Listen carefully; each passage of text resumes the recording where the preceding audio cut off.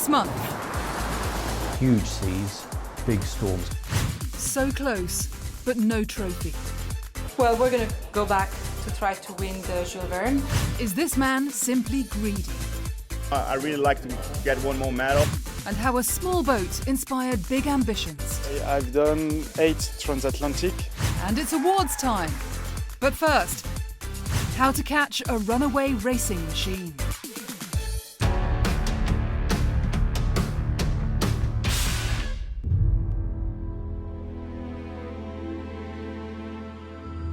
Evacuating a solo sailor with a broken pelvis and 5 broken ribs from his yacht in the Atlantic was a delicate operation. But recovering his boat was even harder and involved a 1,100-mile chase lasting 2.5 weeks through midwinter gales.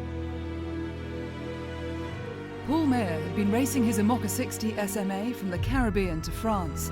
He'd been hit by a broken furling unit as it swept across the deck. When the accident happened, he was just 50 miles north of the Azores and close to the Portuguese rescue services.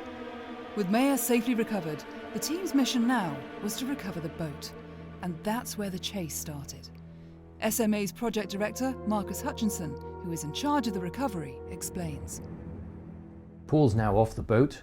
We know that there's nothing wrong with the boat, or very little wrong with the boat, and really our job then from the team's point of view was to recover the boat as quickly as possible. And our objectives were just to get a crew on board and pull the sails out and sail on back to France. The problem was how to get to the boat, and then once beside the boat, how to get on board. The boat was probably up here at this stage, about 100 miles north of San Miguel. Punta Delgada is on the south side of the island, so we chartered our tugboat from here, went round the island and then up north to go and get it. It took us a lot longer than we originally thought, and by the time we got there it was just before sunset. We could see the situation the boat was in, we could see why it was moving so quickly, but we could also see that it wasn't going to be safe for us to get on board, so we regrettably had to turn around once we saw the boat and go back to the Azores and leave the boat to its own devices. The team's next plan was to approach the task from a different location, Spain. Some of our colleagues had chartered another tug for us that was going to pick us up from La Coruña and head out. Meanwhile, we obviously had position of the boat the whole time. We could see which way it was drifting. It was heading, on average, basically straight north. But straight north from the Azores is the closest point of approach to La Coruña is 700 miles.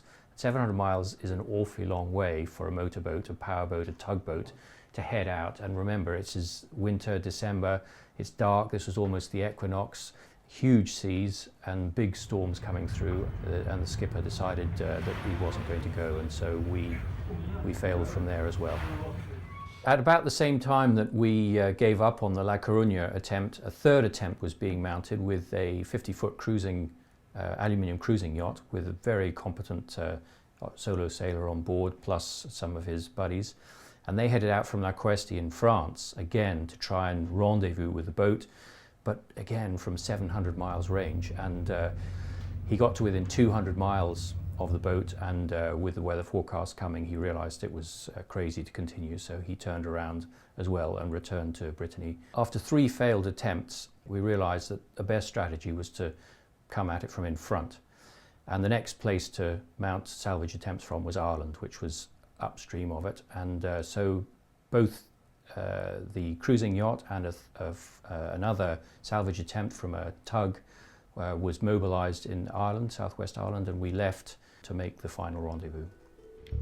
Anticipating the track of the abandoned boat meant creating a new performance profile. Then, by studying detailed weather forecasts, the team planned their interception. So the fourth and final attempt from Ireland was the successful one. 2 boats appeared beside SMA within a few hours of each other. The cruising yacht got there first, and on Monday the 4th of January, Adrian Hardy managed to get across in crazy conditions, about 40 knots of wind and at least 7 meters swell. Unbelievable seamanship demonstrated by him and his team. He got on board the boat just an hour before sunset. The boat wasn't in a particularly good state at this stage. It had been at sea on its own for 2.5 weeks. It had covered 1,100 miles at this stage. Adrian had to spend the night on board with the boat half flooded, the bow in the air and the stern underwater. Before he couldn't get another person across with pumps that night, so he waited on board overnight, and the next day a big attempt, the 5th of January, to get another person across with pumps, and they spent the afternoon pumping the boat dry, getting it back on its lines, making the rig secure, and eventually putting storm jib up and sailing the last 150 miles at this stage to southwest Ireland. With both the skipper and the boat recovered, the extraordinary task had been completed. But a new challenge has now started, to get both skipper and boat back afloat for the next race.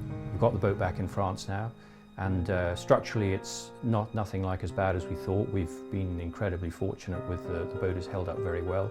Nevertheless, there's a huge amount of work to be done. There's a full refit of electrics and electronics, the engine, all of this onboard systems, hydraulics, water makers, all of that has to be changed. We're going to be up against it to make the start of the next race, but we feel pretty confident that we'll be there. The next race is Plymouth to New York, 2nd of May is the start, and that's the Transat.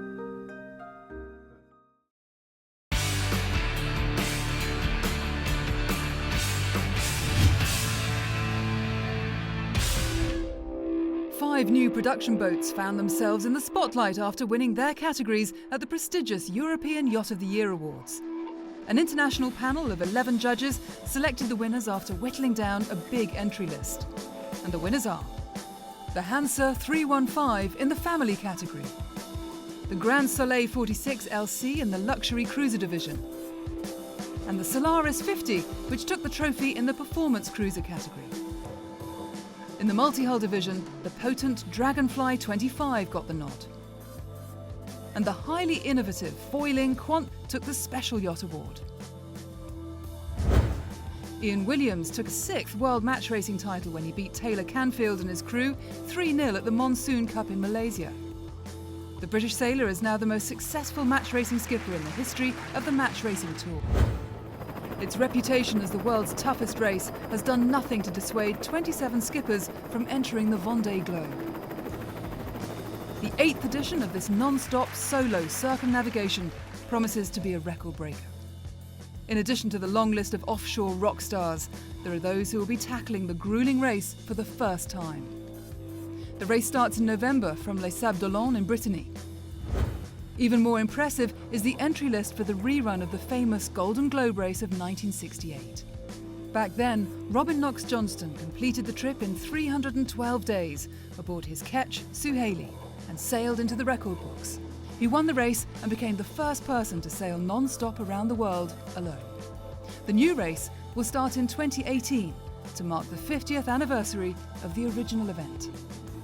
30 skippers are expected to start and will sail production boats between 32 and 36 feet long without modern navigation aids. British America's Cup team Land Rover BAR has announced its new sailing academy. Set up to find and support talented young British sailors, the academy is looking to create a pathway into the America's Cup. The team has already entered the Extreme Sailing Series, where it plans to field a squad of 12 sailors.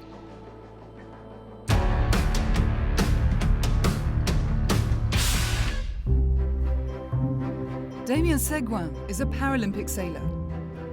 He's already a 3-time world champion in the 2.4-metre class and has 2 Paralympic medals to his name. But Damien's ambitions go way further. My name is Damien Seguin. I come from France and I sail on 2.4. My disability is only one hand, so I can count 1, 2, 3, 5 and it's okay. I was born like that, and yes, when I was young, yes, I was like the children. I was playing with each other, bicycling, swimming, and when I start sailing, I start on Optimist, after on Laser or B16. I discovered 2.4 in 2000. I think my first word was, wow, it's a fantastic boat. Not because of my disability, but because it was a fantastic boat. And that's why I challenged to do the Paralympic. And I won the gold medal in 2004 in Athens and silver in Beijing. And I had the chocolate medal, that's what we call it in France, in London, I was fourth. And yes, I qualified me for the next Paralympic Games. My plan is to win another medal. And now I'm also competing on big boats. I train a lot on big boats. I've done 8 transatlantic in race. I did the Radial 2 times, and now my dream is on the Vendée Globe. My plan is to be the first skipper with a handicap who do the Vendée Globe maybe in 2020. So I work hard for that. I don't think I will adapt the Vendée Globe boat, the 60-feet boat, because when I was sailing on a class 40-feet boat, my boat was exactly the same as the other sailor, and that I want. I want to have the same boat and to say, yes, we are 2 sailors, and now the best will win. And I don't want the other sailors say, yes, Damien will because he have a handicap and he have adapted his boat and his boat is better than mine. No, the same boat and the best will win. It's a big challenge, and do it with an handicap will be a really beautiful message to all the children who have a handicap. So I continue now. I build a nice station in France for children who have disability, so I can help us. I have many boats, so I can use it with the children. And I didn't see myself as a real model, but everybody needs to have an example, and if I can be an example for children, he's the best. He's better than the gold medal for me.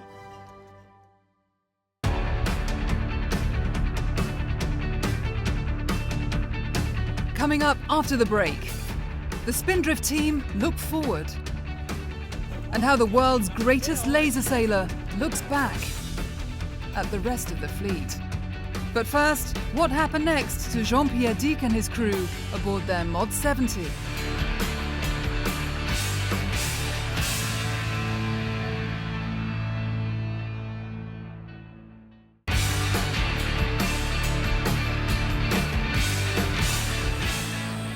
Welcome back. Jean-Pierre Dick is one of the world's top offshore sailors, with a string of impressive results to his name. He's also used to putting on a show for the cameras, although what happened next was not in the plan. Dick and his crew, Roland Jourdain, were training for the double-handed Transat Jacques Vabre. As the boat became overpowered by a gust, Jourdain managed to scramble inside the boat, but Dick fell into the water. He was lucky to escape before the 70-foot trimaran came crashing down. Over and out.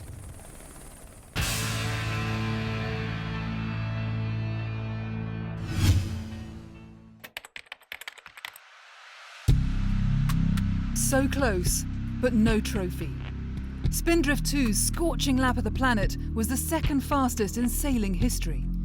But despite travelling 29,000 miles at an average speed of more than 25 knots, the team was forced to accept that a new world record was out of reach. They would not be lifting the Jules Verne trophy. But in their home port of La Trinité-sur-Mer on the west coast of France, the team still returned to a hero's welcome. And no sooner had the crew stepped ashore than co-skippers Donna Bertarelli and Yann Guichard were already looking ahead to their next challenge. Well, we're going to go back to try to win the Jules Verne, for sure. The North Atlantic, we couldn't try it last summer. We didn't have the weather, so we're going to go back for that one. And, and then there are others. But for the moment, those two, for sure, we're going to try to get those two. Back in 2012, the same boat had set the record that Bertarelli's team was now chasing.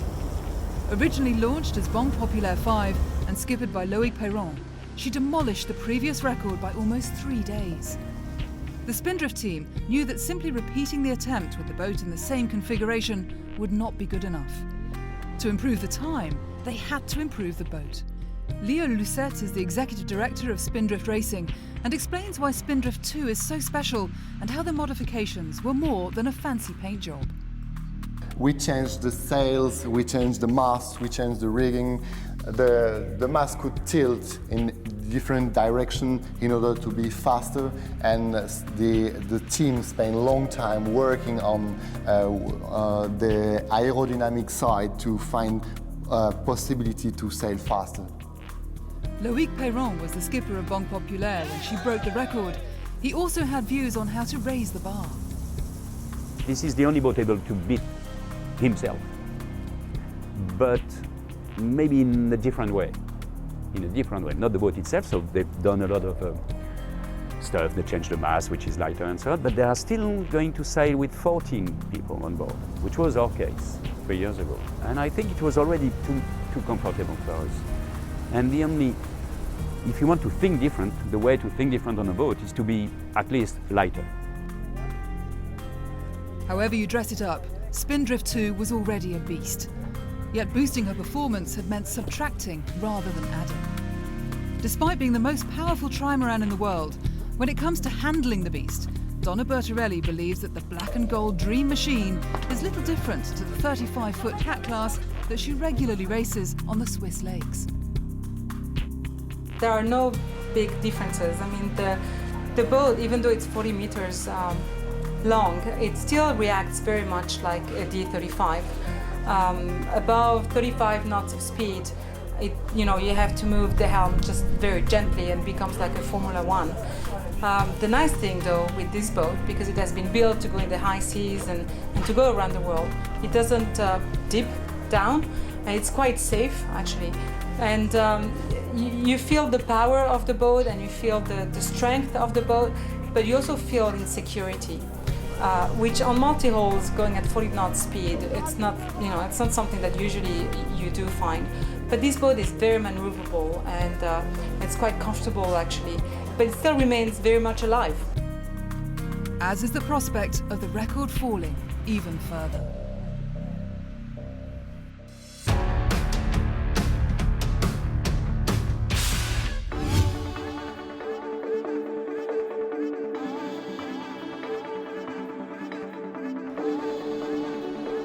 Robert Schiedt has a trophy cabinet like a jeweller's shop window. Among the racks of glittering silverware, it's the 5 Olympic medals and 12 World Championships that he's most proud of. And who wouldn't be? It's these successes that has made the 42-year-old Brazilian one of the best-known names in sailing. But so too did one famous match race back in 1996, when he beat Ben Ainsley in the final race of the Olympic Games for the gold medal. 20 years has passed since Scheidt's first Olympic medal, and much has changed in his world. It's a very special time for me in life because it's different, Now I'm married, I got 2 kids, so I got another side of life that is more important than getting medals. And it's really great that you can still compete at a high level at this age. And when you go back home, you have a family and you have other things to think about. But some things haven't changed. For sure, the fire still keeps burning, I really like to get one more medal. He's won a medal at all of his 5 Olympics. To win a 6th would give him more medals than any other Olympic sailor. No pressure then. Competing at home in Brazil will raise the stakes even further. I think the mental part is really important at the games, because the pressure is huge, everybody knows that they have only that week, that shot, and I think I'm in a pretty comfortable situation because I already medaled 5 times, I've done all that. The experiencing counts a lot, and I think I'm going to be able to be mentally strong in the games, which will be an important thing. The Sailing World Cup in Miami was a clear reminder as to why he is so revered. During the week, Schiedt had started badly, yet ground his way back through the rankings to enter the medal race in 2nd place. Taking gold would require a match race in the final, familiar territory for the Brazilian. And a clean start, nobody's over. Schiedt in the middle seems to get off the line cleanly. From the start, Schiedt stalked his main opponent, Jean-Baptiste Bernard's, gaining the upper hand initially. Well, look at that, we got a match race on, something Robert Schiedt's familiar with. Before losing it. Yet cool, calm, patient and experienced, he waited for the next opportunity. This was Schiedt at his most dangerous. Robert Schiedt on the left, France led at the mark on the right, and it just looks to me like Schiedt Brazil has a little bit more wind and might have taken the lead. He had, and he wasn't going to let go now, and kept Bernard's behind to take gold. So how much had experience counted? The fact that you've been in these situations before, you know, you lost, you won, and you know, you keep your cool when the things get tight.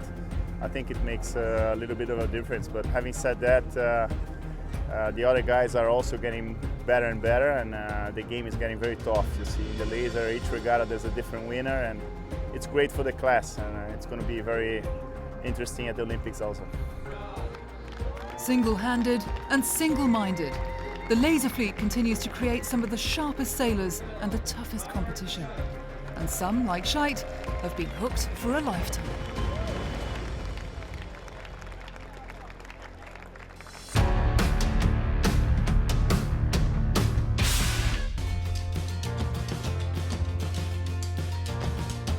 Ask me for my favorite color. I was waiting for the question. What's your favorite color? My favorite color is yellow.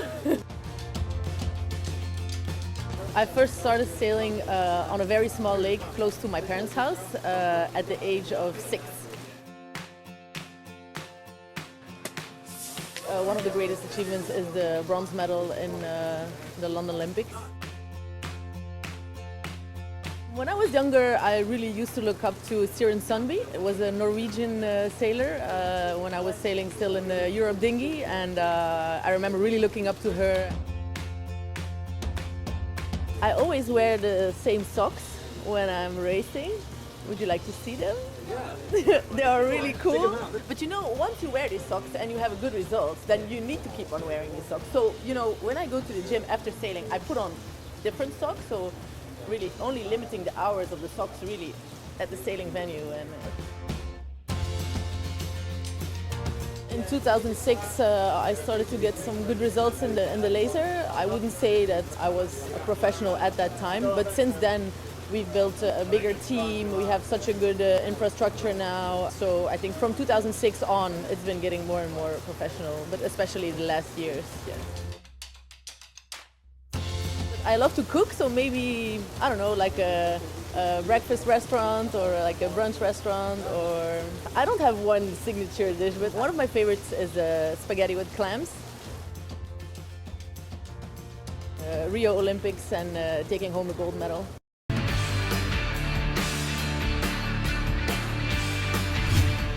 Next month, big cats on foils, little cats on fire, and 600 miles in t-shirts and shorts.